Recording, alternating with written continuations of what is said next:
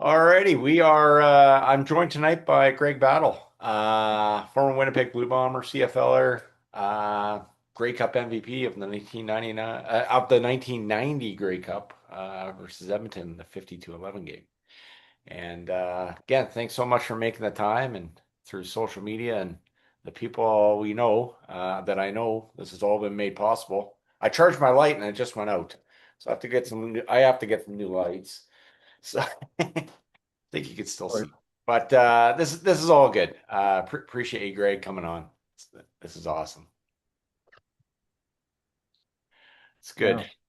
yeah. Hmm. Um, yeah, so we're again, how did you kind of get into football and what's kind of your journey with all of that? And again, there's much more to your life story than just football, but Yeah. again, from Arizona and all of that fun stuff, and then making your way up to the CFL.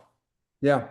Well, I grew up actually in California, in Los Angeles. I was born and raised there, and I was 6 or 7. Have had four older sisters. Two of my sisters passed away, and I have an older brother and a younger brother. And so I felt like in my journey that you know, there's a bunch of pictures of my oldest siblings, and then my third sibling, there's some pictures, there's a couple pictures, and then by the time I get there, I got like one picture.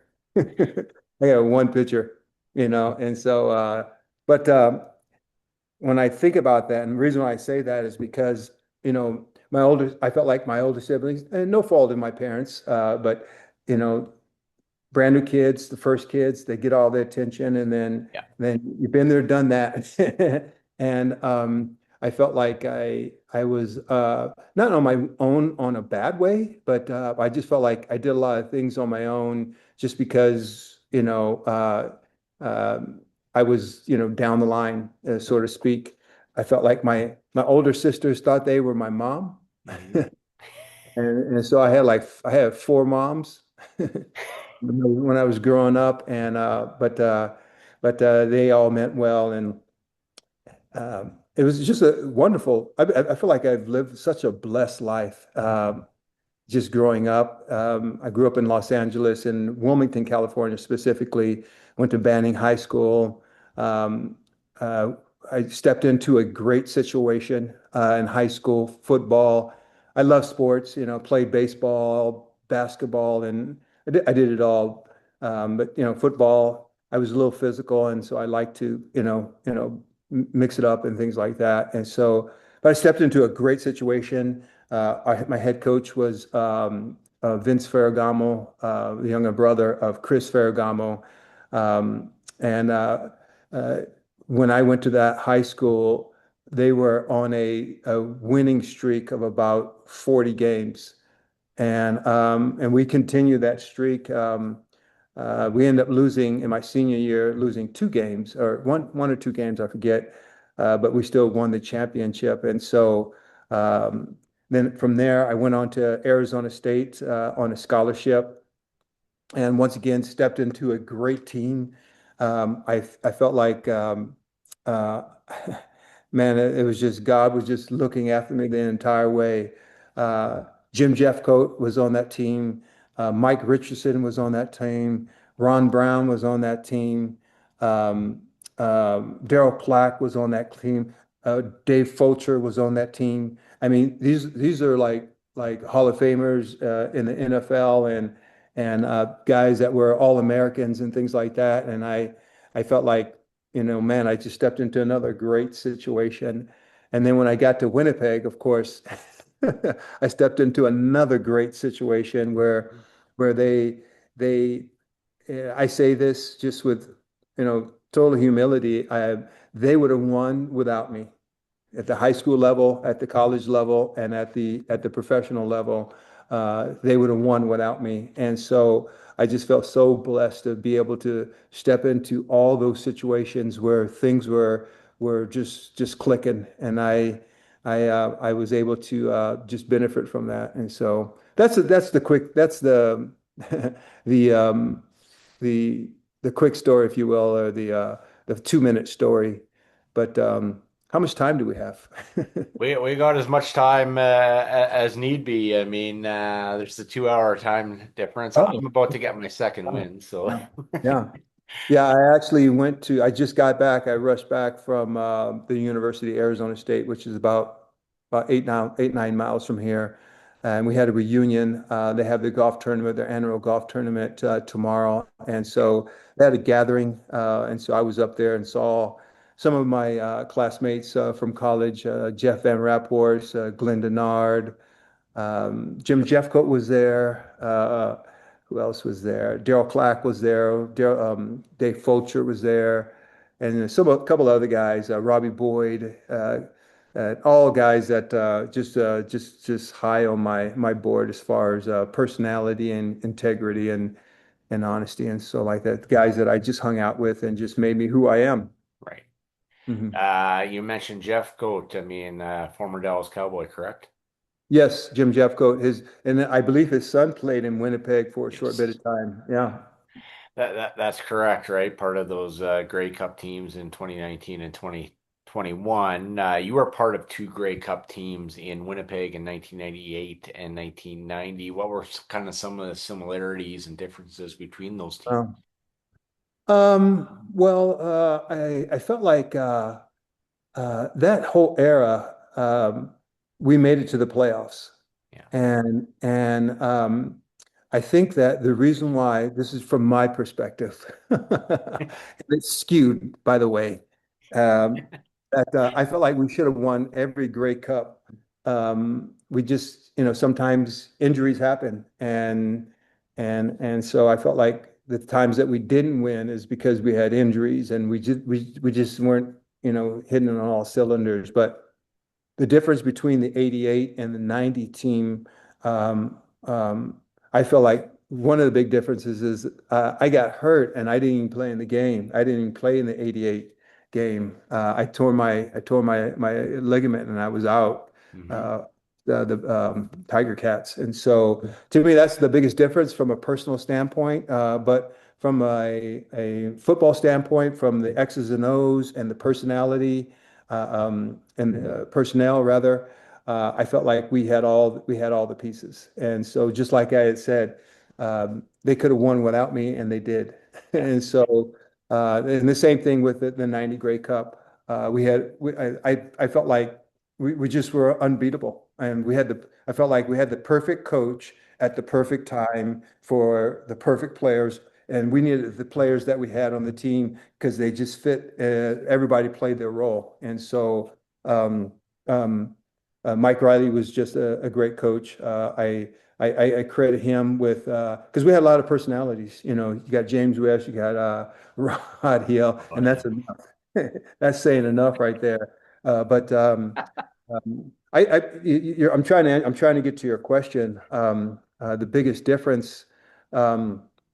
I think we were just finding ourselves in '88, and then a couple of things happened. We lost a couple players in '89. That was the year that actually Tyrone, I believe, he went back to the NFL, and then he came back. Yeah. I think he came back for a short bit of time, and that's when I think we got Alfred Payton as well. And so we had a lot of all-stars on the team, and so but very small differences between those two teams. I think the difference was just injuries. Yeah, most definitely, and that can happen, right? We saw Dunnigan rip his Achilles in '93. Uh, Mm, so yeah, yeah. it's fast forward. I'm convinced the Bombers would have won the Grey Cup in '07 if Glenn doesn't break his arm. Yeah. So the history does have a way of repeating itself. What were kind of some of your first impressions of coming up to the CFL, and did you like the Winnipeg Cold? Uh, well, my impressions on the CFL is so ironic because I just left this thing at ASU, Arizona State University, for the alumni and coaching staff, and Mike Marks was there, and Mike Marks is the person that gave me a call to see if I wanted to play in Canada, and I hadn't seen Mike in probably since that time, and And it was ironic, and I didn't share this with him, but I did mention. I said, "Hey, Mike, thank you so much for that phone call because and I think he knew some of my career, but he says, "Yeah, how many years do you end up playing?" I said, "I played 12 years. I played 12 years in the Canadian Football League."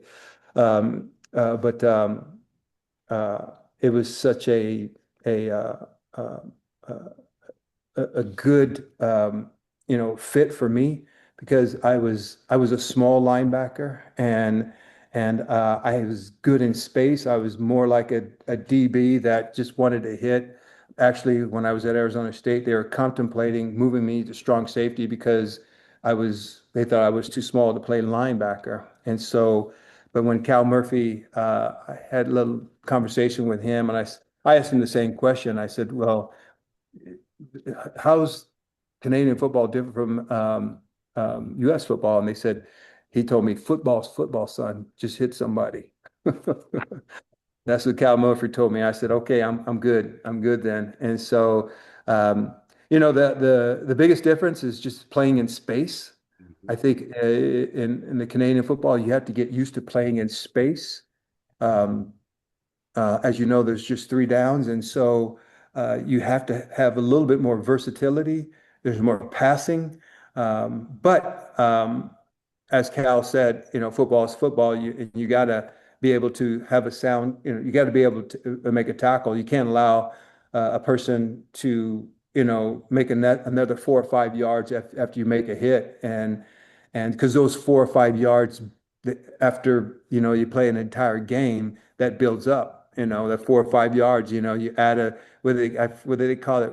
Ack yards or rack Yak yards. yards. That's what Madden knows. You used to say yak yards. Yards. And so, Yards, that's right. which are, that's a stat that they look at. And so, just being good in space, I feel like that's what was one of my attributes. And yeah, so Mhm. What some of your role models and mentors yeah. in your football journey?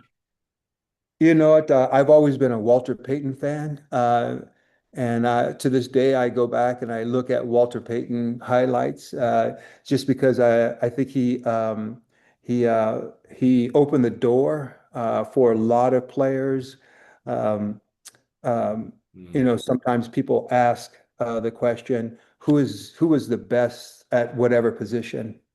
And I always say that you it's always the guy that is newest to the game, because they have the advantage of everybody's experience before then. So they should be better. right. The linebacker should be better. Everybody should be better because you've learned from these other guys and you've learned, the technology is better and so on and so Yeah. forth. And so Walter Payton is my favorite player, but the players that play now, I feel like they're just so much more adapt to the game. They have things that can assess things, and so. But even though I didn't know Walter Payton, in my short NFL career, I tackled Walter Payton. That's my claim to fame. Well, I you tackled did. I tackled Walter Payton, yes, in a preseason game. And so I should know this, but who did you play for in the NFL? I was with Indianapolis. I was with Denver first, and then Indianapolis for a short bit of time. Okay. And yeah, yeah, that was one of my. So Walter Payton, once again, is one of my persons I looked up to. Of course, in the NFL, they have the Man of the Year, and it's the Walter Payton Award. Um, uh, my grandfather is my greatest mentor. Uh, he was my father. My father and my mom, my parents divorced when I was 2 years old, so I didn't know my father. I don't remember my father in the house, but I certainly remember my grandfather in the house. He's the one that pushed the agenda. He's the one that sort of disciplined me. And he was a person that I looked up to, and he was a person that was always there. And so he was my greatest mentor. Looking back in the things that I do, and I have a just a different perspective on life. I feel like, as we get older, we should be doing more purposeful things, just because we've experienced life. Not to say that Right. football was not important, Right. um, but when I look at my life now, I feel like, especially being a pastor and just serving the Lord, I just feel like I have a greater cause. Now, football opened a lot of doors, and I think that most people, matter of fact, all people, um, should say, if it wasn't for this tough thing or this challenging thing or this victory that I had in the past, I wouldn't be where I'm at right now. And so um, I feel like everything works in your favor if you bring glory to your Lord and Savior. And so and I feel like I had a big change in my life, the latter part of my career, where man, I just felt like I just wanted to praise God in every way, playing football, um, um, uh, rearing my kids, just doing my job and just being a citizen. I just felt like, you should always be better. Just like the thing I about football, is the older guy better than the younger guy, or is the younger guy better than the older guy? Well, the older guy, the older, the newer guy is always going to be better because he benefits from the older guy. So that's just my philosophy, and I believe that. So I feel like I'm a much better person than I am than I was, this the moment or moments ago. And as the moments go by, I feel like it's our job to just increase and increase and get better and get better and get better. And so, Well, yeah, because we're always on this journey of whatever that is to be better people, as you say. And again, just to um, pass it on and then create and leave a legacy. yeah. So I'll go back to the Pro Sports Faith Night in Winnipeg. And if Michael Tom's watching this, and I did talk to you on the phone about this, and when you won the Grey Cup as MVP, you said, "I'd like to thank my Lord and Savior, Jesus Christ." Right. And he was 9 years old at the time, if my math is correct. And he said that was always very impressionable on him. And I never forgot it, what he said there. And I may have heard that as a kid. I remember watching the game. But there's other things too that have helped you in your life, like Mm. a trip to Honduras that changed your Oh, life. Um, okay. so I've heard. Yeah, yeah. Yeah, it just reminds me, and it's another thing that I have these things that I really live by, and it's just spurred on a moment. I tell this story every time I get an opportunity. This is a short story, but I had a PE teacher. Well, I didn't have a PE teacher. There was a PE teacher that everybody admired, and he was a short guy. His name was Masatani, and he was an Asian fella, and everybody loved him. He was a gym teacher. Mhm. And I never had him as a teacher, but I remember him coming up to me and saying, Battle, you're going to be something. You're going to be something. And I don't know how, I mean, I don't know why that he said that, but it stayed with me my entire life. I remember that. I remember that. And and this is because that Mr. Masatani was revered by everybody else, and he said that in front of a bunch of people. And man, it just made me feel so good. And it reminds me that we're always being watched. Yeah. You never know who's watching you, and we always have to be ready. The Bible says you be ready at all times to share the gospel, because you never know who's watching. And case in point, the story when I said, "Hey, Jesus Christ is my Lord and Savior," I want to give thanks to Him. And by the way, I feel like that recognizing Christ and letting people know that they're Christians, I think that uh, wasn't so as popular, when I was playing football, but I feel like it's a trend now, and whether it's a trend or not, they're doing it, and people are seeing it, and whether they're doing it for good reasons or bad reasons, the Bible says this too, that whether they do it for good or bad, hey, you're serving the Lord, and you never know who's gonna see that, and so I'm always mindful of my behavior and making sure that I'm a great example, especially for our kids, our grandkids. I have two grandkids right now, Roman and Awesome. Mike, and I have one on the way. And so everything um, I do in front of them, it is always stellar. They probably are a little bit tired of me. Um, my grandson this morning, we were practicing the Lord's Prayer, Mm. and we were just saying scripture this the entire morning. And he does. I mean, he's five, four. My bad, he's four, and so I know he doesn't understand, but you never know when they're going to capture this. They're going to, and he might say, Papa, when he's 22 years old, I remember when you used to recite scripture to me when you were driving me to school. You remember that, Papa? I'm going to say, yeah, I do remember. So anyhow. Yeah, that's just thanks for sharing that with me because that really, makes me smile and it gives me goosebumps just to know that you made a difference without even knowing that you made a difference. Well, and all I know is when Mm, that story is being shared, again, I don't know who's all in that room, but mm, I can't, you just never know who's in that room, who can hear it and be influenced. And that's almost 40 years ago. yeah, yeah, And that's the thing, right? We talk Grey Cup banners and what rings, but yeah, that's the legacy that Greg Battle wanted to leave behind. That yeah. that is huge. Yeah. Unfortunately, it works both ways too. You could say something that is, and I can remember some things that were said to me that really hurt me deeply, and unfortunately, it's hard. You remember those just as well, and so Mhm. we have to be careful. Especially once again, our young people. It's our future.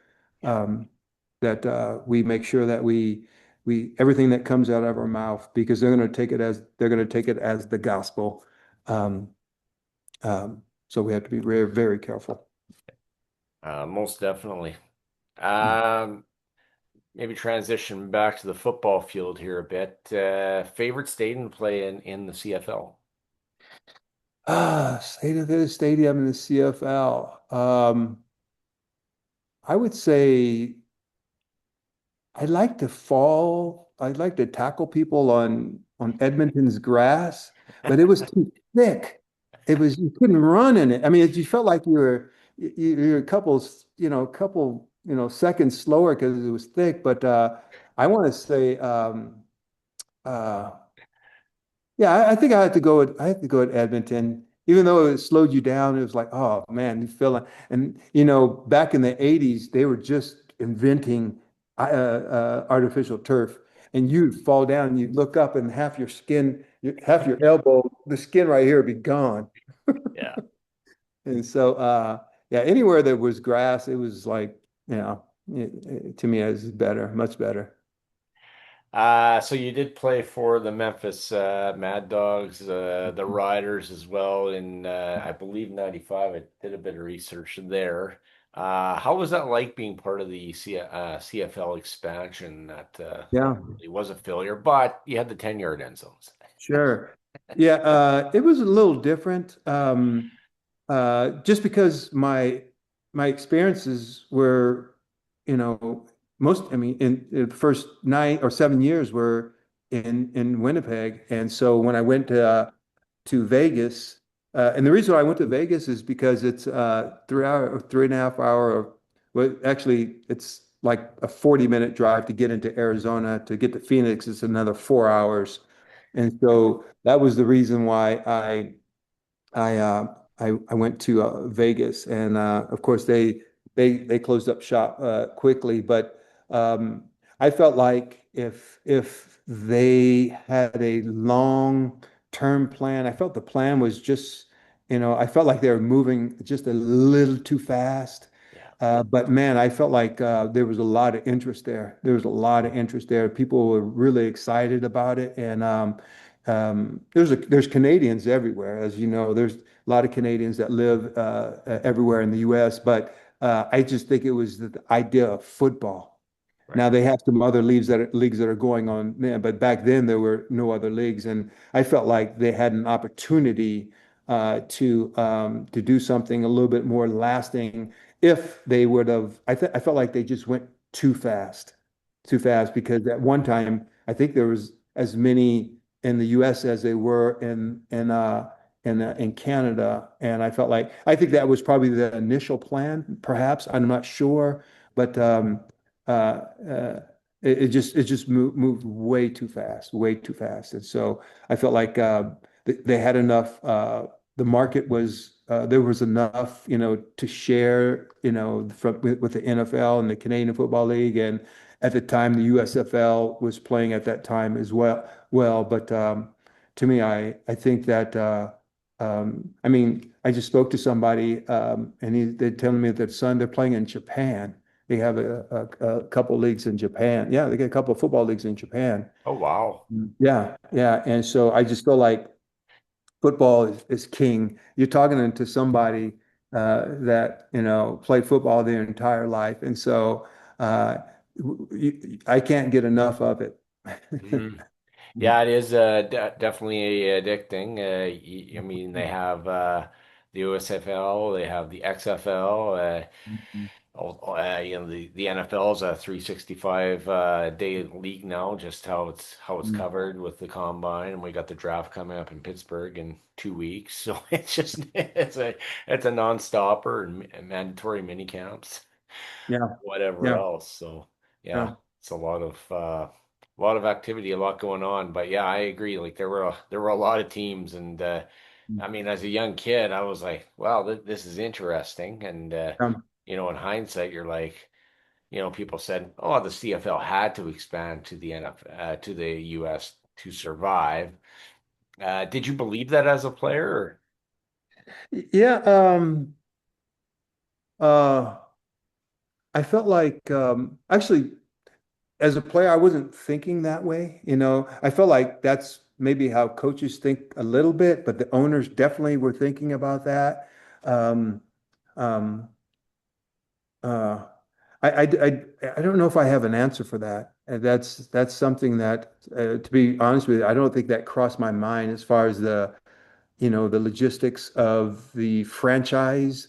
Mhm.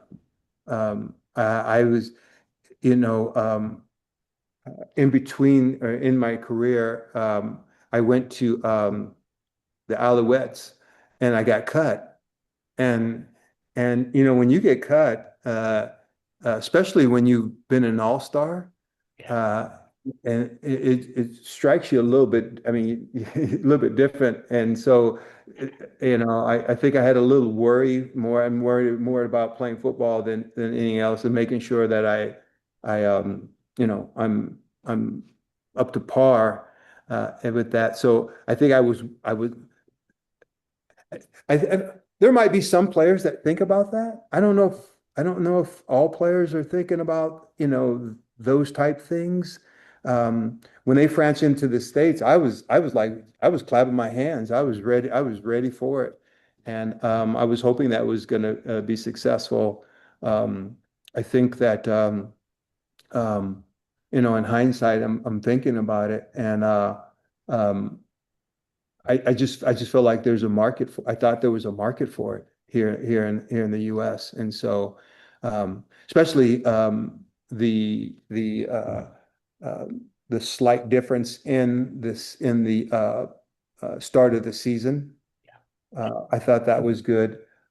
We have a bit of a heat problem here, as you know. Yes. That's crazy. So yeah, that was I don't know if there would have been very many teams in the Southwest-ish. It's not that way. Phoenix is just terribly hot. Yeah. Las Vegas is terribly hot, but everywhere else in the US, it's in Texas it gets fairly hot too. But I think it's bearable in Texas. But um, I felt like the markets that they had, they just seemed like to me, they seemed like they were just thriving. I know that Memphis, they played in the Liberty Bowl, and I think that's a 40,000 seat stadium. Yeah. And I want to say we filled that up a couple times. And so I think that, especially in the South, if football is king. We played I don't know if they were 100% sold out, but we had pretty good attendance. Yeah, and then there was the Shreveport, and there was Sacramento, and Memento, and yeah. San Antonio. Mhm. Yeah. And some people may think with the CFL rule changes, there could be CFL expansion on the horizon. Oh, Think it- recently, yeah. Oh, that's good. I think that would be good. I I think, think that, uh, uh, of course, they got to think this out, but I think it would be wise to stay close to the border, like the U.S. border, but to go into the U.S., but stay close to the Canadian-U.S. border, just because more people are familiar with it. yeah. Uh, yeah, more people would be familiar with it. Um, uh, they would probably need a couple dome stadiums. So that's the talk in the CFL, huh? Well, I mean, yeah, there's been the CFL rule changes are going to be implemented in 2027 here. It's going to be no more 55-yard line, Oh 15-yard wow. end zones. So CFL purists are up in arms. I'm kind of on the fence with it all. So play clocks will be shortened, and Right. so So what's the reasoning behind that? for more scoring, Uh, that was part of it. they're I have never gonna keep gone the to three a downs then. They'll keep the three downs They're then. still keeping three downs. The width of Okay. the field is still going to be the same. But Yeah. I've never gone to a CFL game and said, you know what? I need more scoring to be more entertained. Yeah. I've been to, if you go back to the 2019 West Final when it was 20-13, you would Mm. have thought that game was 33-30. Like this whole idea. And I know the NFL has adjusted their rules where there's more scoring and now the defense Yeah. have caught up and you're a defensive guy, I don't like all the offense, and I don't need all offense to be entertained. I just don't. Yeah. I need a good interception. Yeah. Yeah. Exactly. Exactly. Um, I think at least the Cardinals, because that's our home team. They do a great job with entertaining and things like that. But I like to watch football from home, so I can push the rewind button Right. and see the play, the things like that. And I'm like counting. So the quarterback drops back, and I'm counting one, two. And my wife's going, "What are you doing?" I said, "I'm quarterback needs to get rid of the ball. I'm counting." And like I'm counting like the defensive how many guys are on the line of scrimmage. And so anyhow, I think I look at it from a different perspective, but it's okay. Yeah, no doubt. Mm. So you played in the CFL for, you said 13 years, 12. 12 years. So right after how did you transition back into quote unquote normal Yeah. life? Yeah.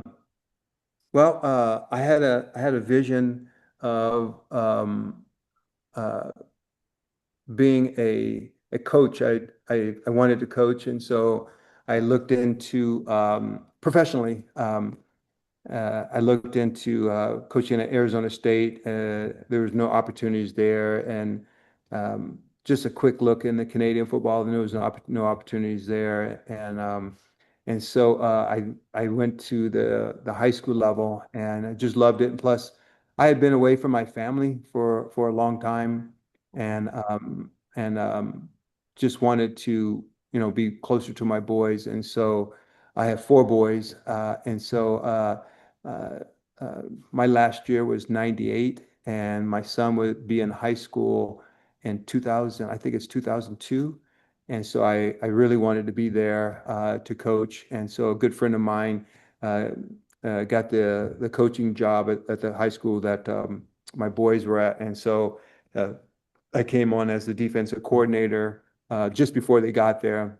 And so I coached at Desert Vista High School, and we had a lot of success. We won state championship, made it to the playoffs a couple times, and my boys had a great time, had a great experience, and I got to coach them, and they did well. I felt like my boys were, or they are, much more athletic than I am. Um, they didn't choose to go in the professional direction, but they certainly had the ability to do that. And so, but life is good for them. They're living their life. I have three grandchildren, and so that's sort of our life right now. It revolves around them. Actually, I have two. I have one on the way, and he is to be here any day now. Okay, Yeah. congratulations. Thank you. Thank you. Good. So when I got in contact with you, a church answered the phone, and so how long have you been a pastor, and what kind of perked your Yeah. interest So into I've been a going into the pastor. ministry? I've been a pastor for since 2003, so about almost 24 years. Um, my specific title is outreach pastor, and so I deal with local outreach and global outreach. Our global outreach is exciting. It's sort of glamorous. People, when you say outreach, they usually look at that type of outreach, where you're traveling and things like that. And I do a little bit of traveling. You've heard me talk about Honduras, but we also have partnerships in Uganda.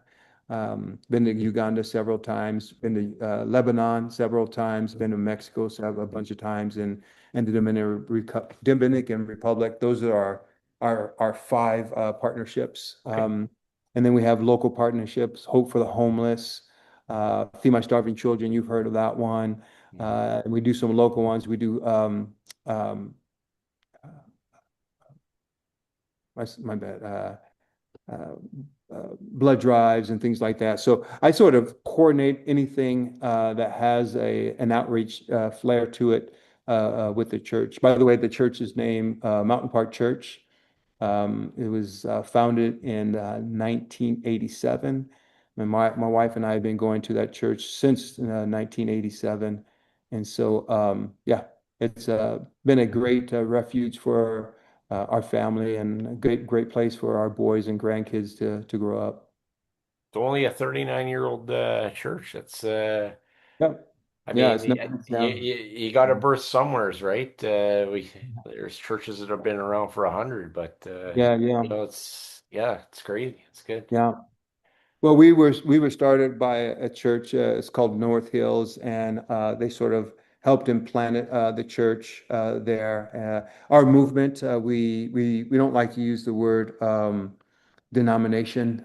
We like to call it a movement, but we are the Church of God movement founded in Anderson, Indiana, and Nice. so yeah, that's uh, we our affiliation is connected with them.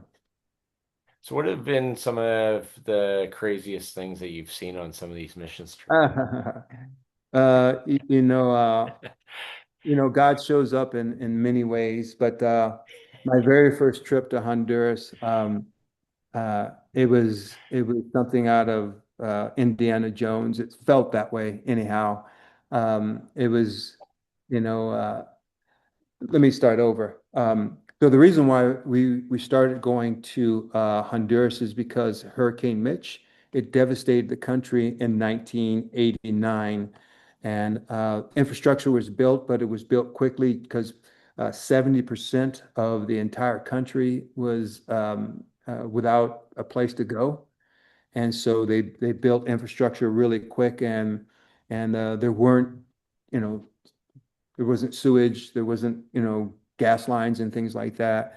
And pretty soon, people started to die, and the people that were dying were young kids, and they found out quickly that the kids were dying by drinking the water. And so we went in with other groups of people just to bring fresh water to them. And so we got connected with this area, and we felt like, you know what, they need more than water. Bread is people don't live on bread and water alone, but the very word of God. And so we planted a church there, and it generally doesn't happen this way. This is something that we just felt like it was just a God thing. It truly was a God thing. I take that back. I take the quotation back. It was a God thing. And there's a pastor there that they sort of assigned to this area. His name is Pastor Jaime Rodriguez. And they started their church, and this church started growing, and we continued to visit with them. We continued to partner with them. We built the church, and then we started building homes there. People needed homes, and then we started providing food, and then they wanted to start another church, and um, as of now, they have 9 churches in Honduras, and they have 3 churches in Nicaragua. And the goal is to have 25 churches in the I'm sorry, Central America region, the Central America in that area. And so, um, this one area just needed water, ended up getting a whole ministry of service there. And so I want to say just a little history on myself. I've been there, I think 42 times. I've been to Honduras 42 times. And every time I go there, I just feel like I get closer to God. It is a wonderful place. And the people there are wonderful. They love God, and I don't go into this blindly. I know that we have a lot of resources that they don't have. Money, I'll just put it that way. We Yep. have money, and so we can do things that they can't do. But the one thing that we can't do is love God the way they love God, because they have no other choice but to, because they have no other place to go. And unfortunately, but tremendously fortunate to have, you know, to be in that situation. I'll be honest with you. I think I said this when I was on the other podcast. I want everything those people have, all those poor people in Honduras and everywhere else, Uganda. I want everything they want, except the struggles,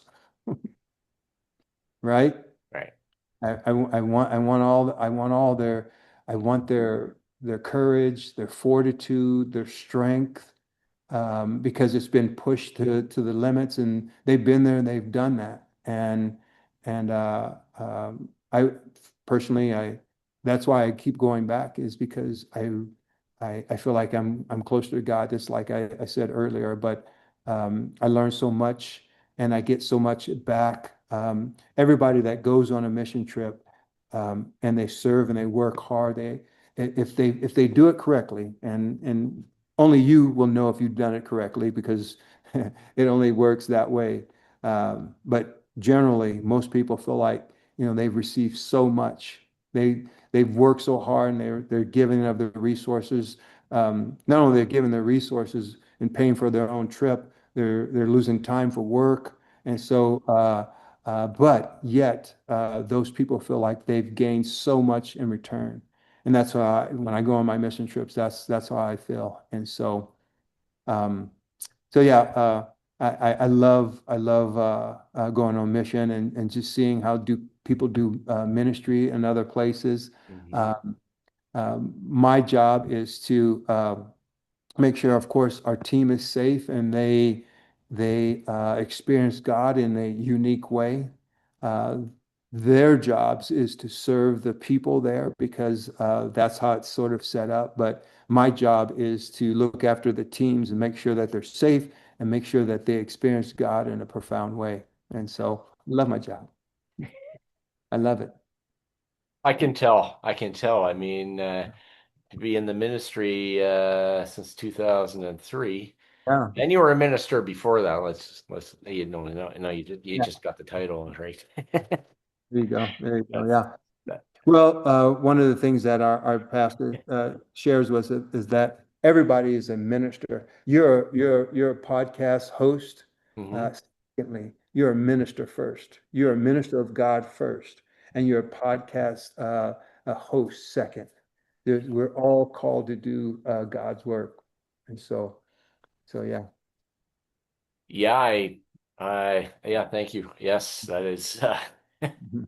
I'm. I appreciate the reminder because 5 years in, I can tell you there's been some crazy stuff. Yeah, of Where it's course. Yeah. like you Mhm. think after, oh wow, that's quite something, or guys that have played in the NFL that have come to the Lord or whatever else.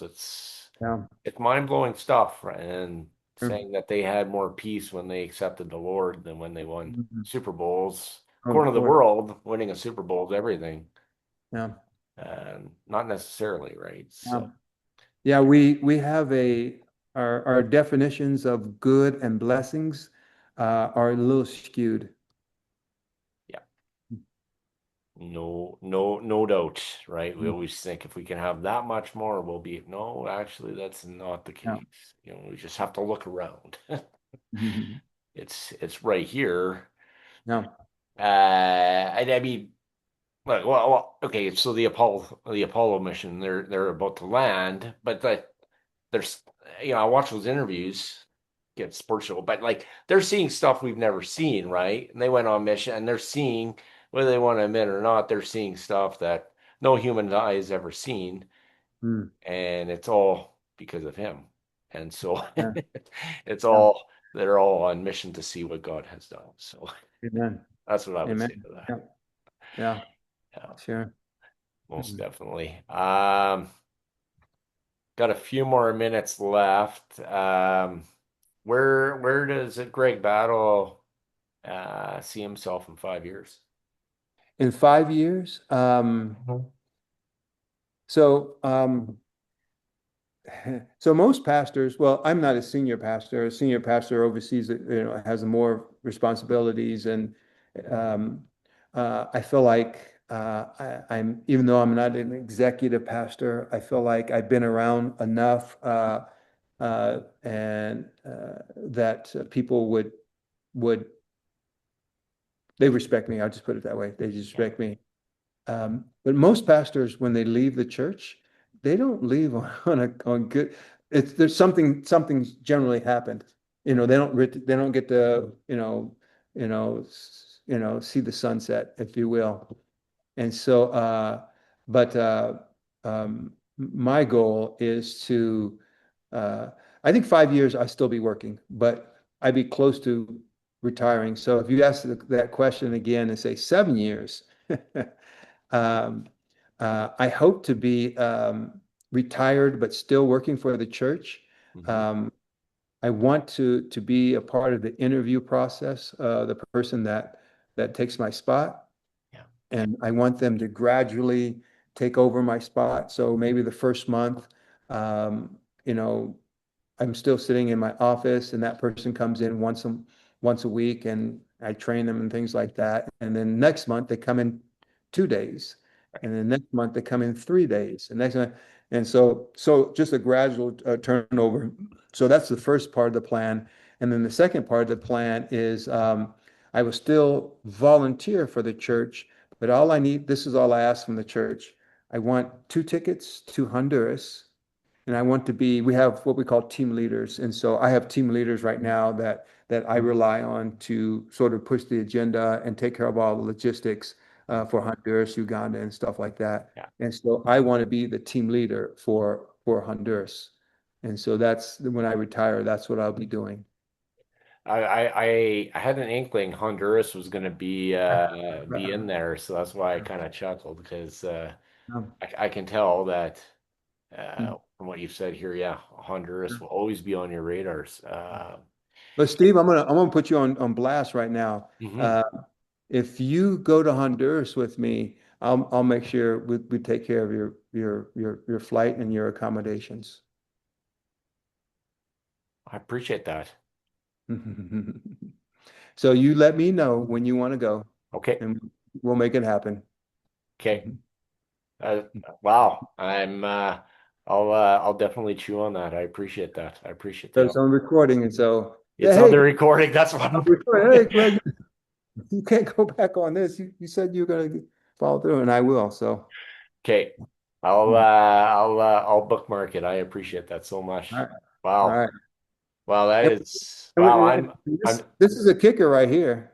We generally go in February. So how cold is it in Winnipeg in February? It's about yeah. It can get cold. It'll be about minus could be minus 25. So Let me tell you, in Honduras, it's always above 80. okay, I'll be bringing a shorts and I won't be wearing a hoodie. Yeah. Mhm. Any chance you're coming up to Winnipeg in the Yeah, next actually, I put on my calendar. I know the Grey Cup's in Saskatchewan, but I put on my calendar if Winnipeg's in the Grey Cup that I would go. Okay. Yeah. Like Yeah. in 2027 or No, 2026. in Calgary. Oh, Calgary. I'm sorry. I No mean, problem. okay. Yeah. I know I said that because Saskatchewan won. My bad. They won the last Grey Cup. Yeah, So they did. Yeah, in Winnipeg. yeah. But yeah.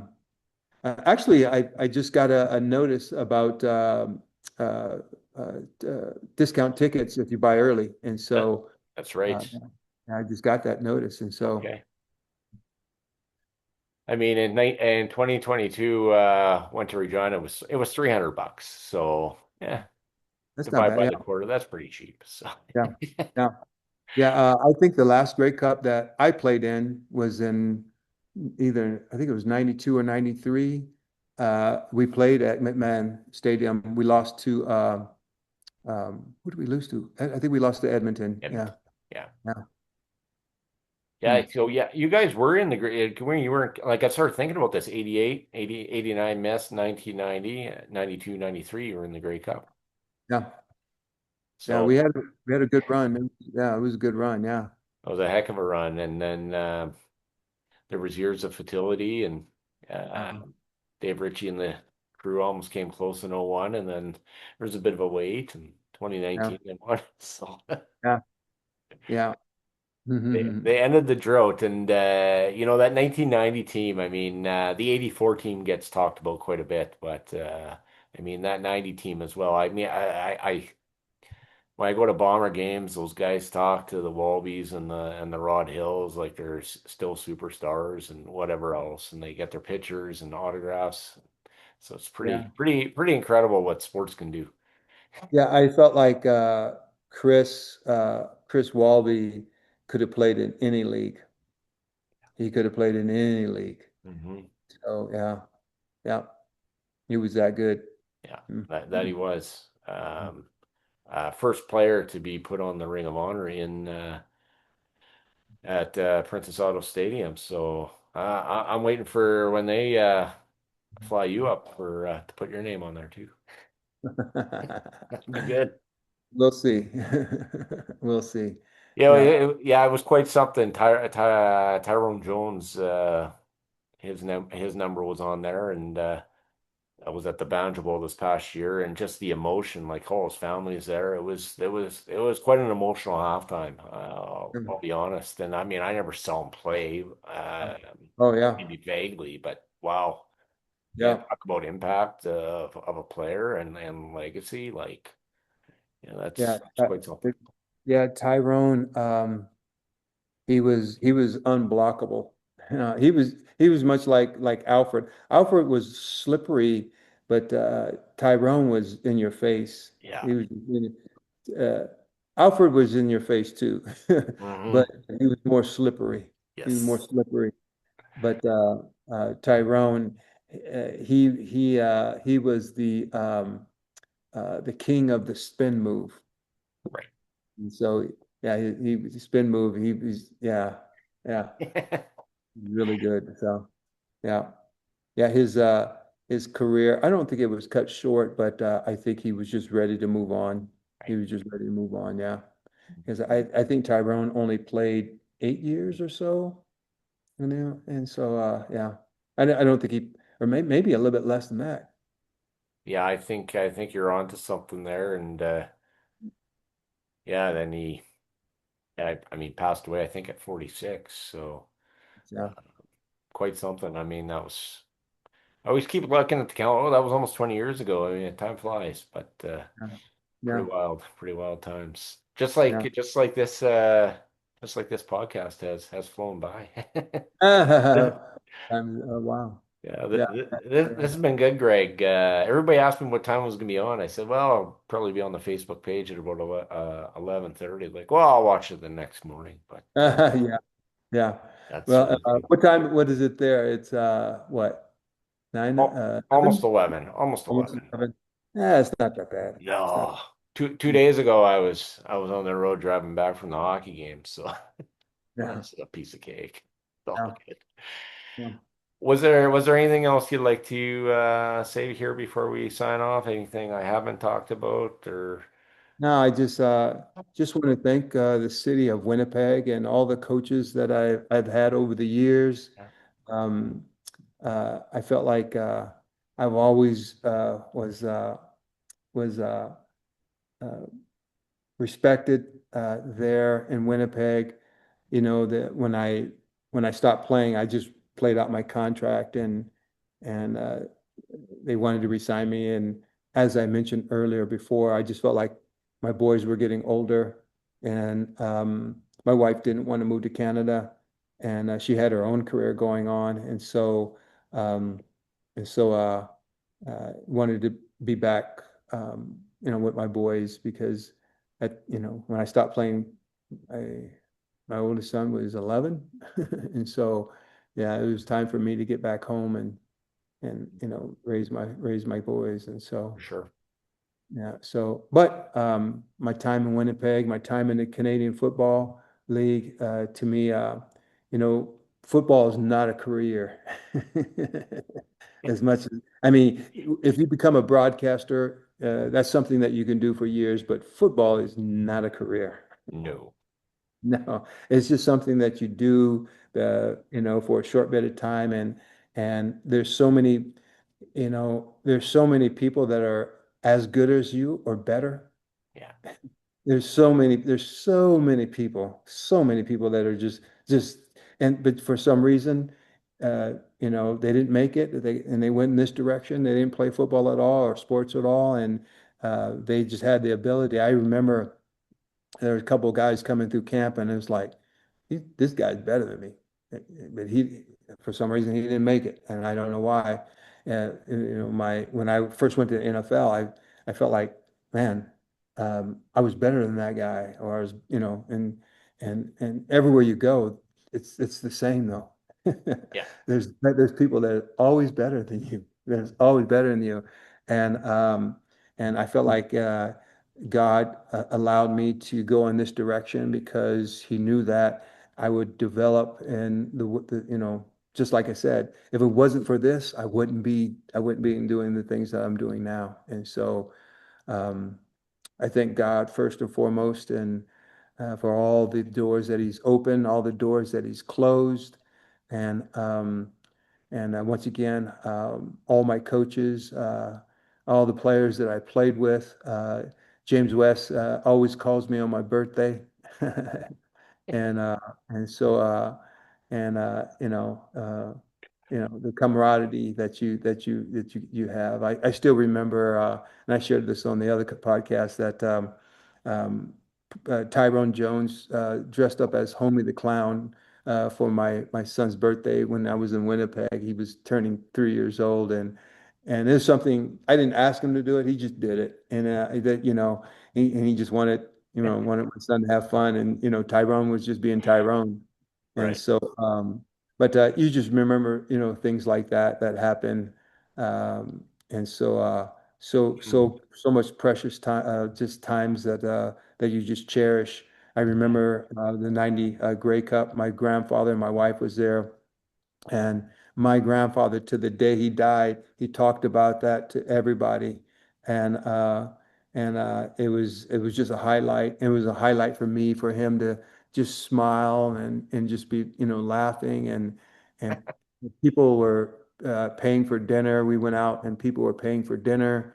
And because he had never experienced that. My grandfather was born in 1915, and things were a little bit different back then. And so for him to experience stuff like that, it was it was very foreign to him.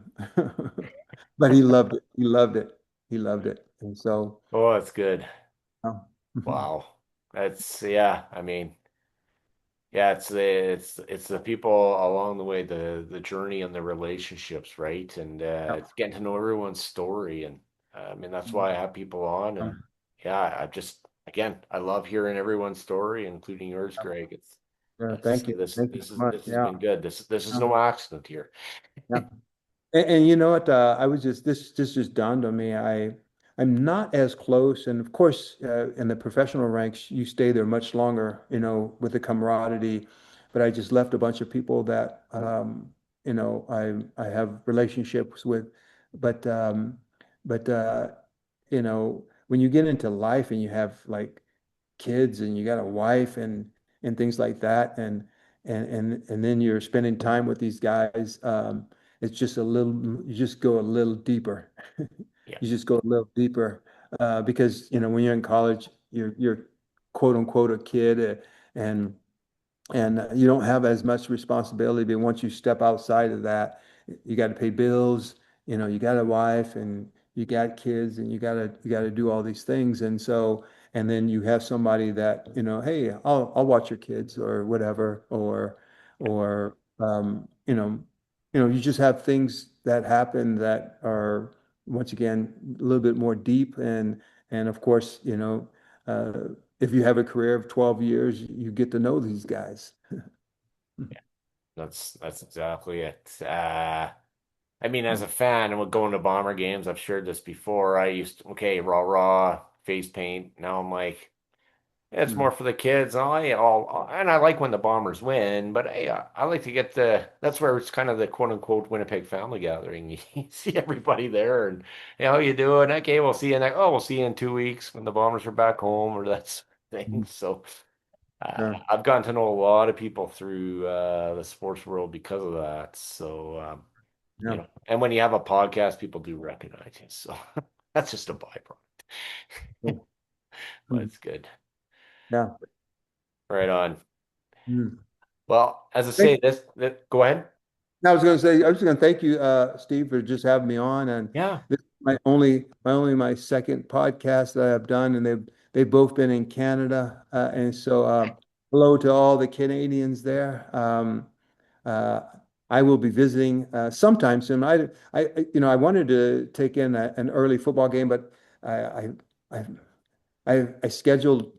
I'm going to be scheduling my. I had knee replacement, and I got to do another knee replacement, the other one. Oh, Um, shoot. but, yeah, yeah, that's going to keep me out of commission for a little bit. But um, um, if Winnipeg is in the Grey Cup, I will be at McMahon Stadium. You will be. Okay. Mhm. Well, if that's the case, then I got to go too. All right. All right. Right on. Well, Yeah. I'll put this on my page and then I'll put it on YouTube and then I'll send it to you via text there, All right. Greg. But yeah, Thank you, man. you're Appreciate it. good. Thank you so much, Steve. God bless you, and God bless you too. uh, wish you all the success in the podcast world. Thank you so much. All the best in your ministry as well. All right. Thank you. Take care. God bless. Take care.